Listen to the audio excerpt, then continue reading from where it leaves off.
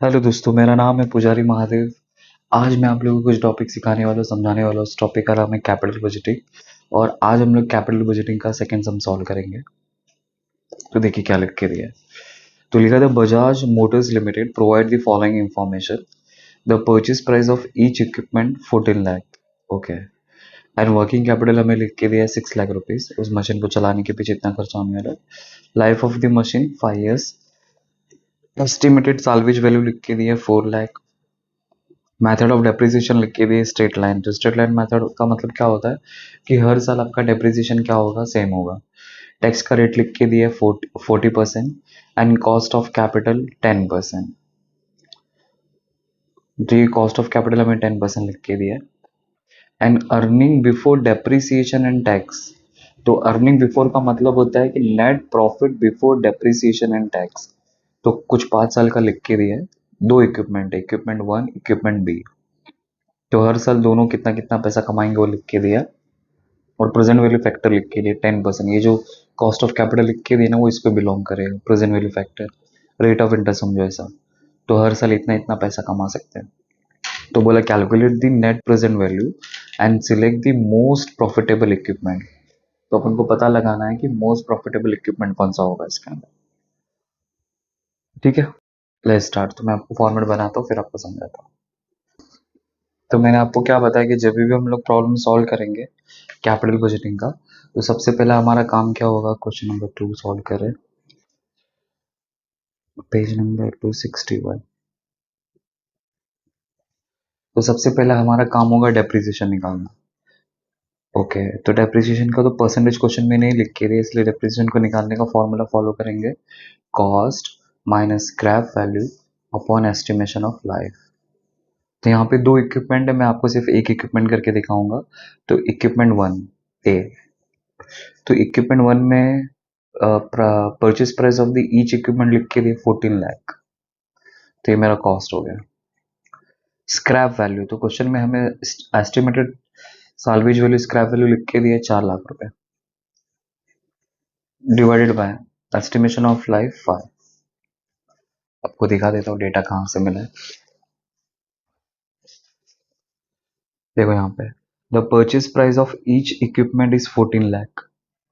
तो यहाँ पे दो इक्विपमेंट है ना, इक्विपमेंट ए और इक्विपमेंट बी। तो मैं तो इक्विपमेंट ए सॉल्व कर रहा हूँ। और एस्टिमेटेड साल्वेज वैल्यू लिख के दिए 5 years and life of machine 5 years लिख के दिए, नहीं 4 लाख। और ये 5 years बस। डिवाइड कर दूंगा तो 14 लाख में से 4 लाख गया तो 10 लाख आएगा। अब 10 लाख में से 5 से डिवाइड अगर मैं करूंगा तो 2 लाख आ जाएगा। 2 लाख पर एनम। ठीक है। और डेप्रिसिएशन जो है वो एसएलएम मेथड है, एसएलएम। तो एसएलएम का मतलब होता है स्ट्रेट लाइन मेथड। तो एवरी ईयर डेप्रिसिएशन सेम होता है। तो आपको टेंशन लेने की जरूरत नहीं है। डब्ल्यूडीवी रहेगा तो थोड़ा सा दिक्कत हो जाएगा। बट एसएलएम रहेगा, वो दिक्कत कुछ नहीं है, बट थोड़ा आपका काम ज़्यादा हो जाएगा, बाकी बाकी और कुछ नहीं। बड़े लोग भी ज़्यादातर आपको एग्जाम में एसएलएम मेथड ही देंगे ऐसे। ठीक है, तो ये हो गया पहला स्टेप। दूसरा स्टेप हमें निकालना पड़ता है कैश इनफ्लो। तो कैश इनफ्लो कैसे निकालेंगे, तो आपको याद रखना है एनपीएटी प्लस डेप्रिसिएशन आपको करना है। ठीक है, तो हमें जो लिख के दे मैं लिख देता हूँ फॉर्मूला बना के। serial number, particulars, first year, second year, third year, then fourth year, then fifth year. 5 साल का डेटा है। ठीक है, तो सबसे पहला हमें क्या लिख के दिया मालूम है, earning before depreciation and tax. इसका मतलब net profit before depreciation and tax. इसका मतलब इस प्रॉफिट में अब तक डेप्रिसिएशन लेस नहीं हुआ है और टैक्स लेस नहीं हुआ है। बिफोर का मतलब होता है कि ये दोनों एक्सपेंस लेस नहीं हुआ। ठीक है, आपको दिखा देता हूँ कहाँ से मिला है। देखो यहाँ पे लिख के दिया the earning before depreciation and tax. तो अर्निंग बिफोर मतलब नेट प्रॉफिट बिफोर टैक्स। तो इक्विपमेंट ए का जो डेटा लिख के दिया सबका 7 लाख, तो मैं सब में वही लिख दूंगा। तो फर्स्ट ईयर का 7 लाख, सेकेंड ईयर का भी 7 लाख, थर्ड ईयर का भी 7 लाख, फोर्थ ईयर का भी 7 लाख एंड फिफ्थ ईयर का भी 7 लाख। अब इसमें से माइनस करेंगे पहला डेप्रिसिएशन। तो डेप्रिसिएशन मैंने कितना निकाला, 2 लाख रुपए। तो 2 लाख यहाँ पे लिख दूंगा, यहाँ पे भी 2 लाख लेस करूंगा, यहाँ पे भी 2 लाख लेस करूंगा, और फिर यहाँ पे भी 2 लाख लेस करूंगा, और यहाँ पे भी 2 लाख लेस करूंगा, माइनस करूंगा। तो 7 लाख में से 2 लाख गया तो 5 लाख, 7 में से 2 लाख गया तो 5 लाख।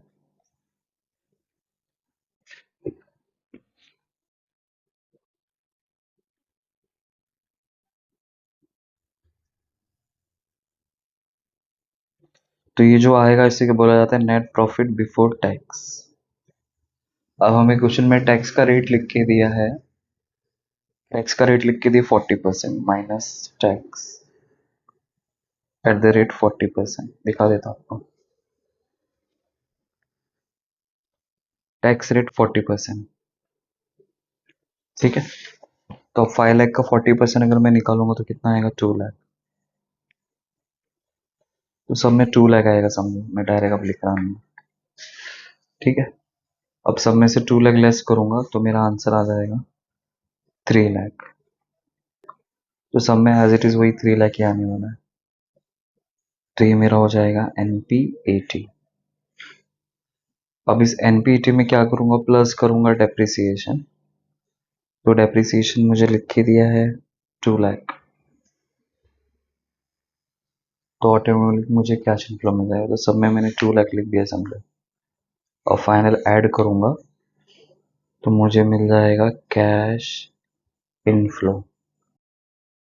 तो पहले साल का कैश इनफ्लो 5 लाख, सब में अभी लिखना पड़ेगा। यहाँ पे भी 5 लाख, यहाँ पे भी 5 लाख, यहाँ पे भी 5 लाख, और यहाँ पे भी 5। ठीक है, ये मैंने लिख दिया।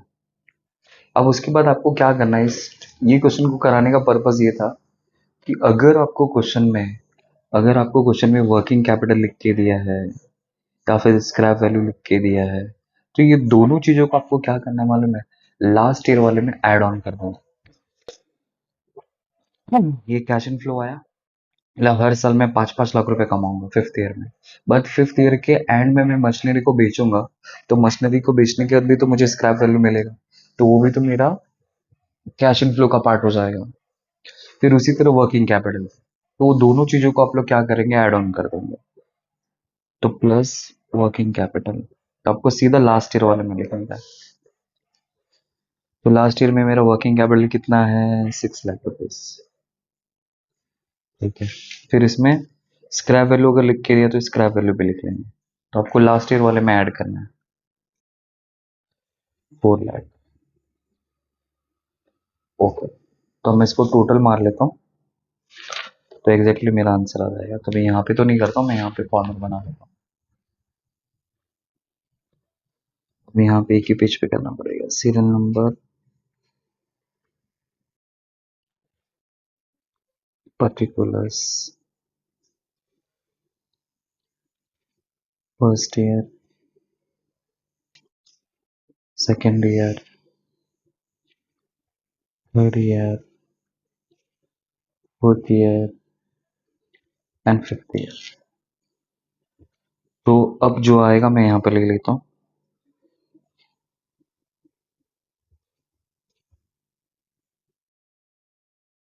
Cash inflow. तो फर्स्ट ईयर का तो 5 लाख है, सेकेंड ईयर का भी 5 लाख है, थर्ड ईयर का भी 5 लाख है, फोर्थ ईयर का भी 5 लाख है। बट फिफ्थ ईयर में आपको क्या करना है, फिफ्थ ईयर वाले में, ये जो फिफ्थ ईयर है, जैसे मैंने यहाँ पे बताया ना, लास्ट ईयर में आपको ऐड करना है वर्किंग कैपिटल स्क्रैप वैल्यू। तो यहाँ पे देखो 5 + 6 11, 11 + 4 15 लाख। तो मैं सीधा यहाँ पे 15 लाख लिख दूंगा।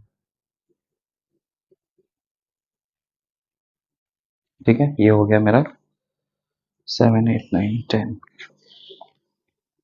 अब उसके बाद इसके नीचे हम लोग लिखेंगे discounting factor. Discounting factor,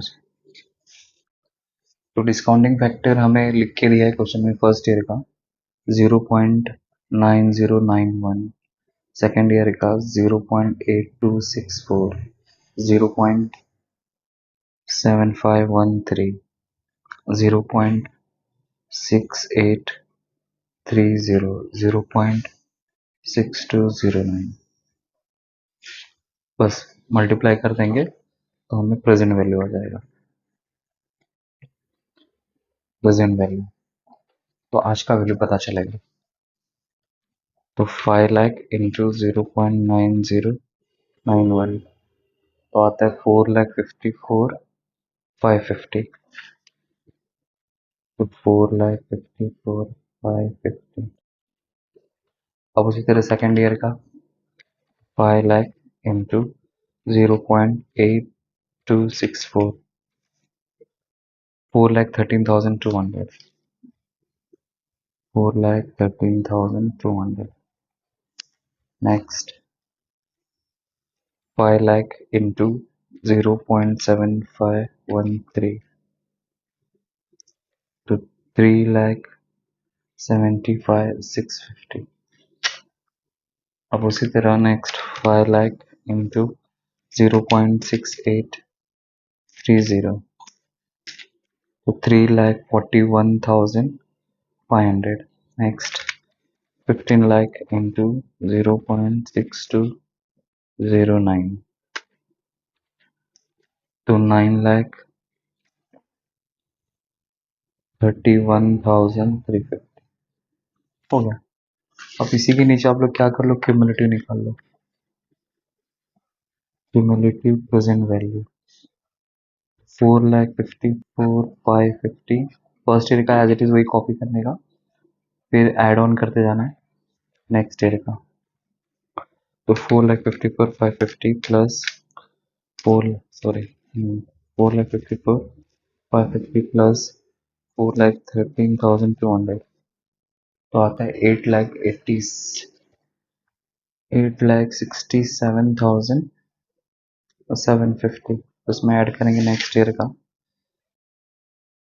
plus 3,75,650, तो आएगा 12,43,400। फिर उसमें नेक्स्ट ईयर का ऐड करेंगे प्लस 3,41,500,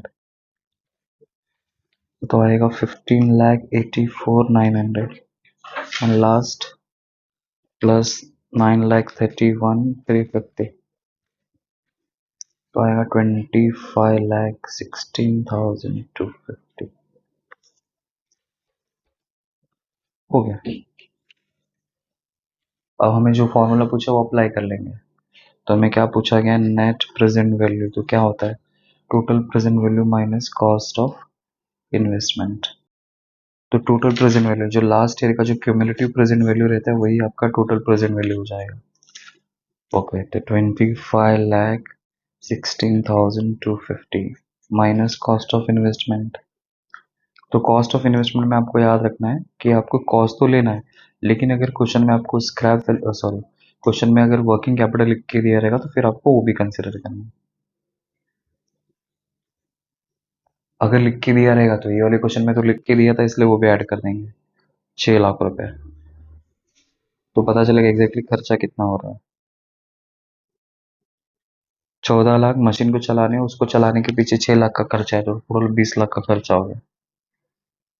फिर इसमें से माइनस करेंगे तो 5,16,250 आ जाएगा। तो ये मेरा आ जाएगा नेट प्रेजेंट वैल्यू। ये हो गया मशीन ए का, इक्विपमेंट ए का आ गया आंसर। तो उसी तरह आपको इक्विपमेंट बी का भी निकालना है, जैसे मैंने यहाँ पे निकाला वैसे ही करना है।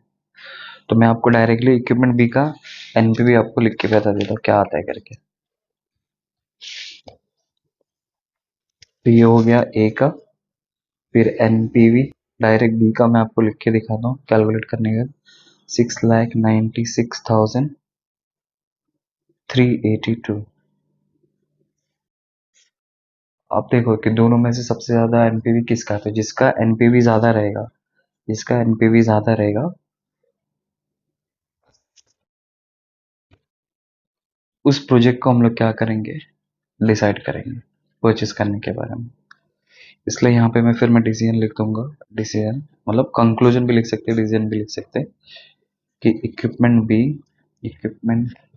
B is more profitable, is most profitable, बस। तो जिसका हाईएस्ट एनपीवी होगा वही आपका मोस्ट प्रॉफिटेबल इक्विपमेंट हो जाएगा। इसका मतलब मुझे मशीन बी में पैसा इन्वेस्ट करना चाहिए ताकि मेरा पैसा जल्दी से रिकवर भी हो जाएगा और इसमें मेरे को ज़्यादा से ज़्यादा फायदा भी होगा। ठीक है। तो ये सबको कराने का पर्पज ये है कि क्वेश्चन में वर्किंग कैपिटल लिख के दिया था, स्क्रैप वैल्यू लिख के दिया था, उस टाइप के सम को कैसे सॉल्व किया जाता है वो मैंने आपको बताया। ठीक है। आई होप आपको समझा रहेगा। Thank you.